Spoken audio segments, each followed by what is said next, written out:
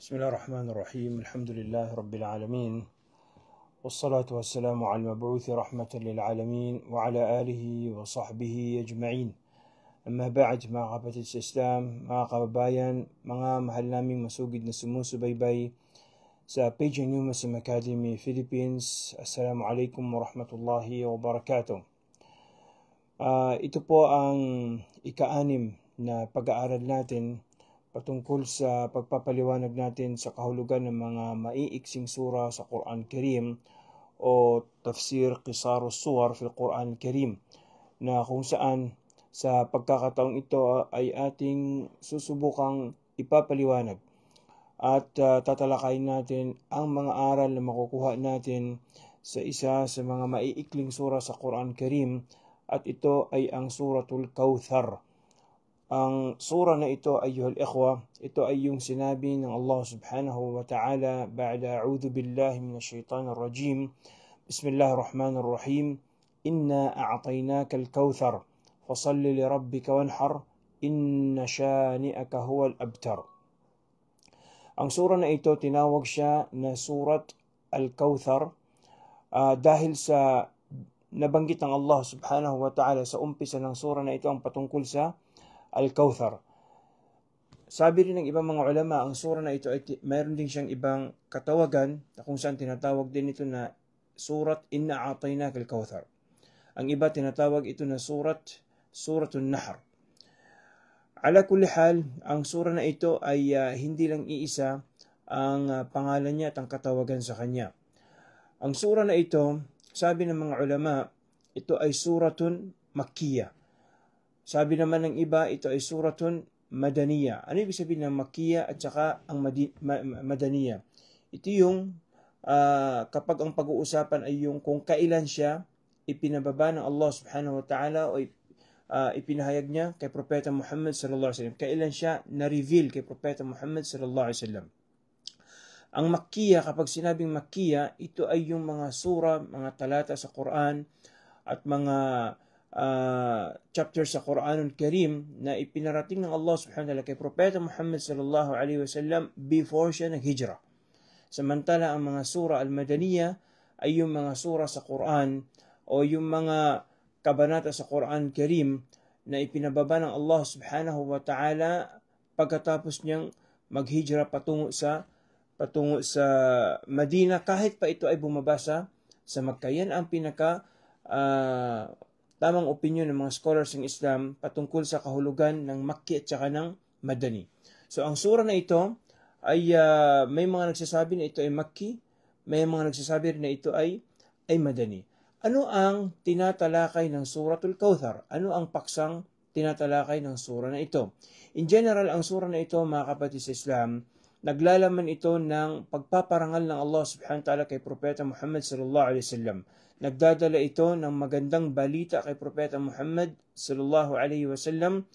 Nagbibigay ito ng kagandahang loob kay Propeta Muhammad sallallahu alaihi wasallam pagkatapos siyang laitin at insultuhin ng mga kufar ng Quraysh doon sa Makkah. At ngayon, umpisahan natin ipaliwanag ang kahulugan ng mga talatang nakasaad sa sura na ito at susubukan natin magbanggit ng mga aral na makukuha natin sa loob ng mga talata ng sura na ito. Una-una, sinabi ng Allah subhanahu wa ta'ala, Inna a'tainaka al-Kauthar. Sa talatang ito, ang Allah subhanahu wa ta'ala ay direkta niyang kinausap ang Rasul sallallahu alaihi wasallam. Direct na kinausap ng Allah subhanahu wa ta'ala dito ang Rasul sallallahu alaihi wasallam at sinabi niya, pinahayag niya, katotohanan o Muhammad, pinagkalooban ka namin ng Al-Kauthar. At ang Al-Kauthar sa wikang Arabic, nangangahulugan ito ng Al-Khairul Kathir. Ibig sabihin, Al-Khairul Kathir, maraming kabutihan. At kabilang sa maraming kabutihan na ipinagkaloob ng Allah subhanahu wa ta'ala kay Propeta Muhammad sallallahu alaihi wasallam ay yung mga kabutihang tinatamasa niya at naipagkaloob sa kanya dito sa dunya hanggang sa akhirah. Sa akhirah, napakaraming kabutihang ipagkakaloob ang Allah subhanahu wa ta'ala kay Propeta Muhammad sallallahu alaihi wasallam. Kabilang sa mga ipagkakaloob ng Allah sa Propeta Muhammad sallallahu alaihi wasallam ay ang isang ilog sa Jannah. Bibigyan siya ng Allah subhanahu wa ta'ala ng isang napakalawak na ilog doon sa Jannah. At kabilang sa mga description ng ilog na ito, ang tubig nito ay mas maputi pa kumpara sa gatas. At kung ang pag-uusapan ay yung tamis nito, mas matamis pa ito kumpara sa honey. Kung ang pag-uusapan naman ay yung halimuyak nito, bango nito, mas mabango pa ito kumpara sa perfume na musk. Ganon din, kabilang sa mga description ng ilog na ito na ipinagkaloob ng Allah subhanahu wa ta'ala kay Propeta Muhammad sallallahu alaihi wasallam, ito ay yung isang ilog na kung saan ay ipagkakalob ng Allah subhanahu wa ta'ala kay Propeta Muhammad sallallahu alaihi wasallam sa Arasat, sa Yawmul Qiyamah, sa oras na ang mga tao ay mag-aabang kung kailan sila huhusgahan ng Allah subhanahu wa ta'ala. Dahil after na muling mabubuhay ang mga tao sa kanilang mga libingan, lilipunin sila ng Allah subhanahu wa ta'ala o iipunin sila ng Allah sa isang lugar lamang na lalapit sa kanila ang araw, na napakainit ang araw. At walang makakasilong kung hindi yung mga taong bibigyan lamang ng Allah subhanahu wa ta'ala ng exemption. So, ang mga tao ay maghahanap ng tubig na maiinuman nila. So, doon ito yung pagkakaloob ng Allah subhanahu wa ta'ala, ang kanyang hawd, ang ilog na ito, at ang Rasul sallallahu alaihi wasallam, siya ang mag-decide kung sino yung makakainom doon. So, balit may mga tao na ipagtatabuyan sila, hindi sila makakainom doon. Ganon din, kabilang sa mga description ng ilog na ito, ng lawa na ito, ay ang dami ng yung mga utensils na gagamitin ng mga tao para makakuha ng tubig doon ay kasing dami ng mga bituin sa langit.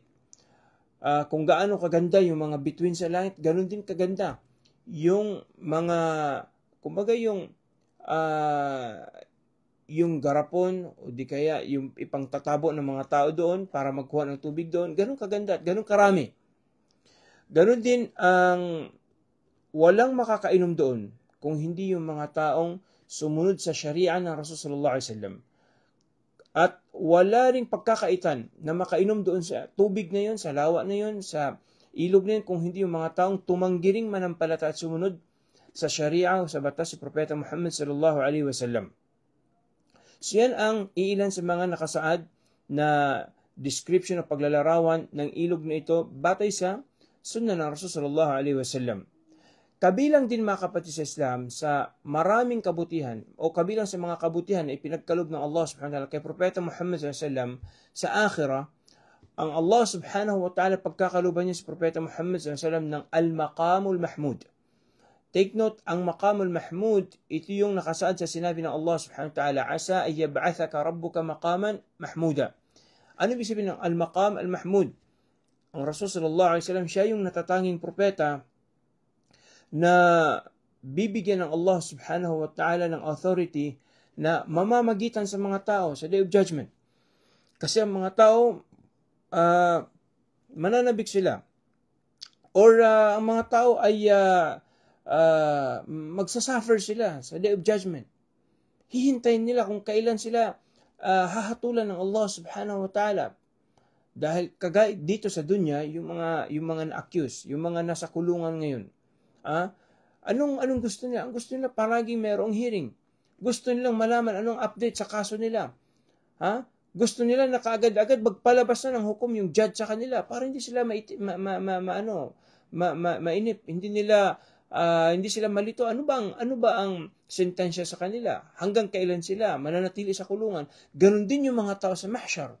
Bawat isa ay magpapanik. Gusto nilang malaman saan bang destinasyon nila. Sila ba'y mabibilang sa paraiso di kaya sa nar, wali'adhu billah. So dahil doon ang Rasul sallallahu alaihi wasallam sa kakahintay ng mga tao sa paghatol sa siya ang mamamagitan. Dahil after na lalapitan ng mga taong mga propeta ng Allah subhanahu wa ta'ala, pupuntahan nila si Adam, pupuntahan nila si Musa, pupuntahan nila si Ibrahim, si Musa, si Isa alayhi salam.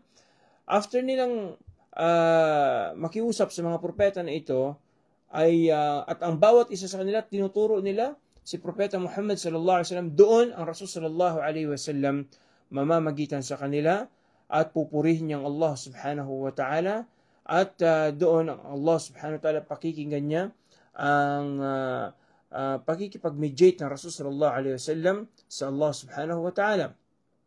So yan ang kabilang sa mga kabutihan na ipinagkalob ng Allah subhanahu wa ta'ala kay Propeta Muhammad sallallahu alaihi wasallam, ash-shafa'atul uzma, o di kaya yung al-maqamul mahmud, maliban pa sa yung al-Kauthar. Dahil sabi natin kanina, ang ibig sabihin ng Kauthar, al-khairul kathir, ang napakaraming kabutihan sa dunya o di kaya sa akhirah. So nabanggit na natin ang mga kabutihan na ipinagkalob ng Allah subhanahu wa ta'ala kay Propeta Muhammad sa akhirah. Ano naman ang mga kabutihang ipinagkalob sa kanya dito sa dunya? Napakarami po, napakarami. Yung pagbaba lang ng Quran kay Propeta Muhammad sallallahu alaihi wasallam, isang karangalan na yun. Yung padalahan ka ng Panginoon ng letter, ng revelation, napakalaking bagay yun. Imaginein mo, padadalhan ka ng presidente ng letter na nakapangalan sa iyo at kinakausap ka sa letter na hindi ka ba karangalan yun? Karangalan yun.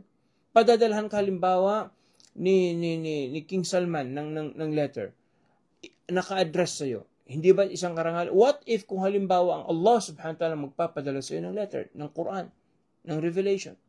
At ang Rasul sallallahu alaihi wasallam, sapat na nakarangalan niya na siya ang pinadalhan ng Allah subhanahu wa ta'ala ng wahi. At kabilang sa mga kabutihan ay pinadala ng Allah subhanahu wa ta'ala kay Propeta Muhammad, o ipinagkalob ng Allah kay Propeta Muhammad sallallahu alaihi wasallam sa dunya, ay yung mga nakasaad sa isang hadith sa Sahihain, sa hadith ni Jabir radhiyallahu anhu, na kung saan sinabi ng Rasul sallallahu alaihi wasallam, u'titu khamsan lam yu'tahunna ahadun min al-anbiya'i qabli. Ibig sabihin, ang Allah subhanahu wa ta'ala, pinagkalooban niya ako ng 5 karangalan, ng 5 kabutihan, ipinagkalob sa akin ng Allah subhanahu wa ta'ala ang 5 bagay na hindi pinagkalob sa kahit na kanino man sa mga propeta ng Allah subhanahu wa ta'ala na nauna sa akin. Number 1, sinabi ng Rasul sallallahu alaihi wasallam, nusirtu birru'bi masirata shahr. Ibig sabihin ang Rasul sallallahu alaihi wasallam, kabilang sa mga privileges na ipinagkalob sa kanya ng Allah subhanahu wa ta'ala, bago isang buwan, bago niya marating yung destinasyon ng mga kalaban, ay mararatngan na sila ng takot. Ma-feel na nila ang takot nila sa sundalo ng Rasul sallallahu alaihi wasallam at kay Propeta Muhammad sallallahu alaihi wasallam. So, isa ito sa mga lakas na ipinagkalob ng Allah kay Propeta Muhammad sallallahu alaihi wasallam, yung ma-demoralize ng kalaban ninyo 1 month ka pa lang bago darating sa destinasyon nila. Pangalawa, waju'ilat liyal ardu masjidan wa tahura. Kabilang sa ipinagkalob ng Allah subhanahu wa ta'ala kay Propeta Muhammad sallallahu alaihi wasallam na exclusive lamang sa kanya, lahat ng lupa ay pwedeng gawing lugar na dasalan ng ummah ng Rasul sallallahu alaihi wasallam. Maliban lang sa mga lugar, mga places na ipinagbawal na magsala doon. Pangatlo, fa ayyuma rajulin min ummati adrakatu salat falyusalli. Pangatlo, wa atitu ash-shafa'a. Ang Allah subhanahu wa ta'ala, sabi ng Rasul sallallahu alaihi wasallam, pinagkaloban ako ng Allah ng shafa'a. Siya ang tagapamagitan ng mga tao pagdating nila sa Day of Judgment. Kagaya ng nabanggit natin kanila kung ano yung mangyari sa huling araw ng Rasul sallallahu alaihi wasallam ang mamamagitan sa pagitan ng mga tao at saka ng Allah subhanahu wa ta'ala na umpisahan na yung paghusga sa kanila. Pang-apat, wa uhillat liyal maghanim. Ang Allah subhanahu wa ta'ala ginawang legal sa akin at sa umma ko ang mga booty of war, yung mga nakukuha ng mga mujahidin sa pakikipagbakbakan nila at saka ng mga kufar sa jihad, sa oras ng jihad. Panglima, wa kana nabiyyu yub'athu ila qaumihi khassa wa bu'ithtu ila an-nasi 'amma. Kabilang sa mga espesyal na ipinagkalob ng Allah kay Propeta Muhammad sallallahu alaihi wasallam, sabi niya, lahat ng mga propeta ay ipinadala lamang ng Allah subhanahu wa ta'ala na intended lang sila sa mga kinasasakupan nila. Samantala ang Rasul sallallahu alaihi wasallam, ipinadala siya ng Allah subhanahu wa ta'ala sa lahat ng sangkatauhan, para sa lahat. So, ito yung mga kabilang sa mga kabutihang ipinagkaloob ng Allah kay Propeta Muhammad sallallahu alaihi wasallam na napapaloob sa sinabi niya sa unang verse ng sura na ito, inna a'tainaka al-Kauthar. Ang Kauthar, sabi natin, nangangahulugan na ng maraming kabutihan.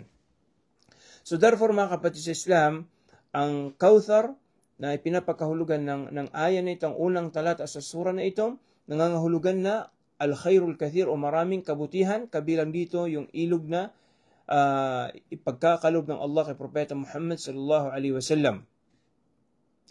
Subalit hindi ito nangangahulugan na yun lang yung ipinagkalob ng Allah kay Propeta Muhammad sallallahu alaihi wasallam. Marami pang kabutihan ang ipinagkalob ng Allah subhanahu wa ta'ala kay Propeta Muhammad sallallahu alaihi wasallam. Yan ang patungkol sa unang verse ng surah na ito, Inna a'tainaka al-Kawthar. Sumunod dito ang sinabi ng Allah subhanahu wa ta'ala, Fasalli li rabbika wanhar. Ibig sabihin, kung kaya o Muhammad, magdasal ka, magsala ka, ganun din magkatay ka, sa ngalan ng iyong Rabb, sa ngalan ng iyong Panginoon. Ang Allah subhanahu wa ta'ala, after niyang binanggit ang malaking kaloob na ipinagkaloob niya kay Propeta Muhammad sallallahu alaihi wasallam, ay sa kanya ni-remind ang Rasul sallallahu alaihi wasallam, inutusan niya ang Rasul sallallahu alaihi wasallam na maging wagas siya sa pagsamba niya sa Allah subhanahu wa ta'ala. Ganun din, maging wagas siya sa pagkatay niya na ito'y dapat na ilaan lamang niya sa Allah subhanahu wa ta'ala bilang pasasalamat sa kanya. So, ang Allah subhanahu wa ta'ala, pagkatapos niyang ipinahayag ang malaking at ang maraming ipinagkaloob niya kay Propeta Muhammad sallallahu alaihi wasallam, pinaalalahanan niya ang Rasul sallallahu alaihi wasallam na dapat kung magsala siya ay ilaan lamang niya kanyang dasal sa Allah subhanahu wa ta'ala. Maging ito man ay obligatoryong mga sala o di kaya ito ay mga nawafil o sala, yung mga voluntaryong sala. Kabilang na dito yung Salatul Eid al-Adha, yung pagsasala sa Eidul Adha. Ang isang sa mapansin natin dito, pansinin ninyo, ang Allah subhanahu wa ta'ala, after niyang ipinahayag ang malaking regalo niya, malaking ipinagkalob niya kay Propeta Muhammad sallallahu alaihi wasallam, inutusan niya ang Rasul sallallahu alaihi wasallam na magsala at saka magnahar. Anong nahar? Fasalli rabbik wanhar. Magdarsal ka o Muhammad sa ngalan ng iyong Panginoon, at ganoon din ay magkatay ka ng kamelyo. Ang nahar, ibig sabihin ng nahar, mga kapatid Islam, yung pagkakatay ng kamelyo. Ang mga Arabo, ang pamamaraan ng pagkatay nila ng kamelyo ay nahar. Samantalang kapag magkatay sila ng baka at saka kambing, tinatawag nila na dhabh. Ang dhabh, exclusive lang sa kambing at saka sa baka. Samantalang ang nahar, ito yung terminology na ginagamit ng mga Arabo kapag ang kinakatay nila ay kamelyo. So dito sabi ng mga ulama, bakit ang ginamit ng Allah na term ay ang nahar? Kapag magkatay ka ng kamelyo ay gawin mo itong exclusive lang sa Allah subhanahu wa ta'ala. Gawin mo itong wagas lang sa Allah subhanahu wa ta'ala. Ilaan mo ito ng tapat lamang sa Allah subhanahu wa ta'ala. Sabi ng mga ulama, kaya ito binanggit ng Allah ang nahar at hindi niya binanggit ang dhabh. Dahil number one, ang nahar,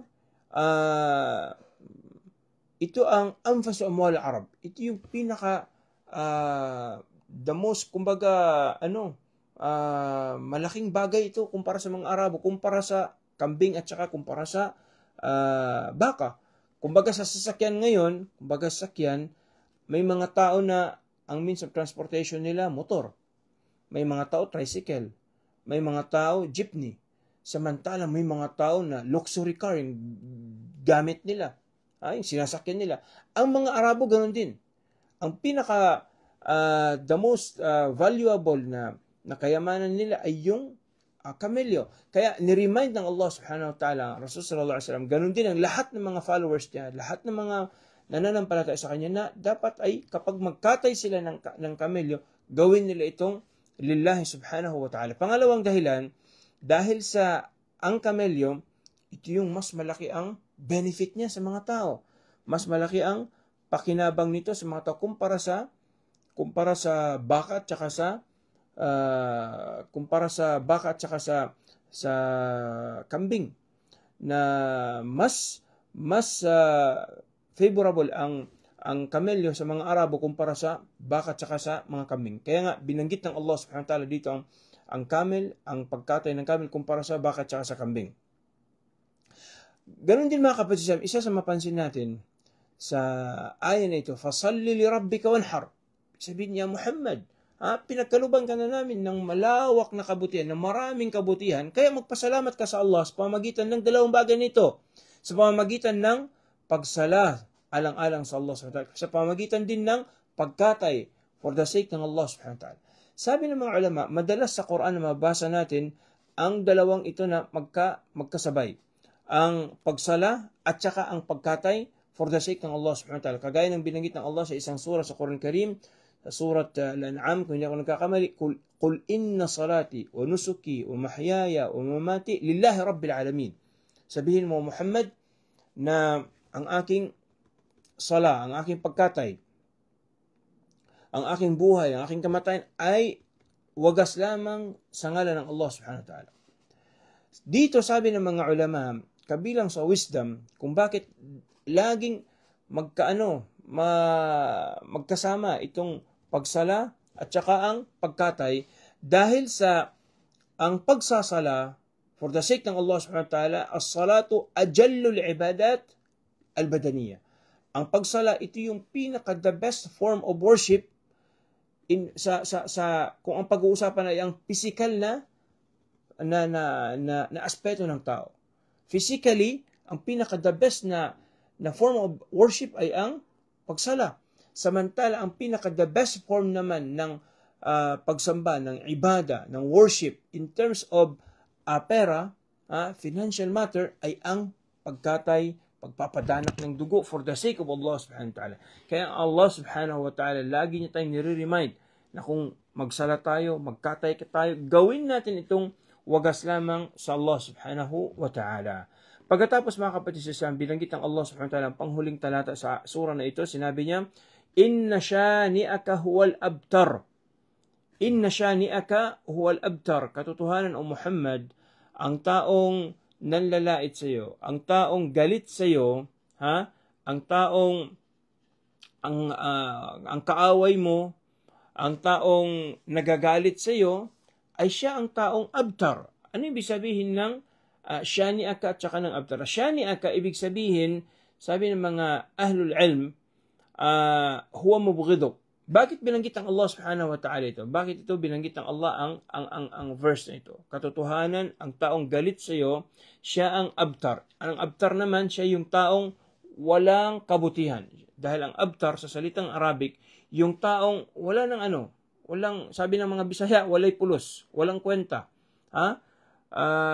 Walang pulos sa Arabic ay ibig sabihin walang pera. Pero sa mga Cebuano ay walang kwenta, walang kabutihan, walang mapapala sa kanya, kumbaga. Dahil may mga Arabo sa panahon ng Rasul sallallahu alaihi wasallam sa Makkah, nilalait siya ng mga Arabo nung namatay ang anak niya na si Ibrahim. Sabi nila, si Muhammad walang kabutihan. Wala, sabi nilang wala siyang mga anak, wala siyang maraming mga anak na kalalakihan. Ganun din, nilalait nila ang Rasul sallallahu alaihi wasallam na sabi nila, ang Rasul sallallahu alaihi wasallam daw ay walang benefits, walang mapapala sa kanila. So doon ang Allah subhanahu wa ta'ala ipinababa niya ang surah na ito para ipahayag na yung mga taong galit kay Propeta Muhammad sallallahu alaihi wasallam, sila yung mga taong walang kwenta. Sila yung mga taong magsisisi sila sa ginawa nilang kawalan ng pananampalataya sa Allah subhanahu wa ta'ala. Dahil lahat ng taong walang pananampalataya sa Allah, sila yung mga taong kawawa. Sila yung mga taong mapapahamak. Kaya nga sinabi ng Allah subhanahu wa ta'ala, ذَلِكَ بِأَنَّهُمْ كَرِهُ مَا أَنزَلَ اللَّهُ فَأَحْبَطَ أَعْمَالَهُمْ. Yung mga tumangging manampalataya sa Allah subhanahu wa ta'ala, walang saysay ang lahat ng kanilang mga ginagawa. So yung taong walang saysay, invalid ang lahat ng kanyang ginagawa, sila yung kawawa. Sila yung mga taong mapapahamak. Hindi yung taong namatayan lang ng anak. Hindi ang batayan ng pagiging good boy mo, ng pagiging marangal mo, kung marami kang anak la. Ang Allah subhanahu wa ta'ala, pinagkaluban niya ang Rasul sallallahu alaihi wasallam ng napakaraming kabutihan. So, ang isa sa faida na makuha natin dito mga kapatid sa Islam, isang magandang aral na makuha natin dito, sabi ng mga ulama, sa sinabi ng Allah subhanahu wa ta'ala, Inna shani'aka huwal abtar, ang taong galit sa Muhammad, katotohanan siya yung taong walang kabutihan, yung taong walang mapapala sa kanya.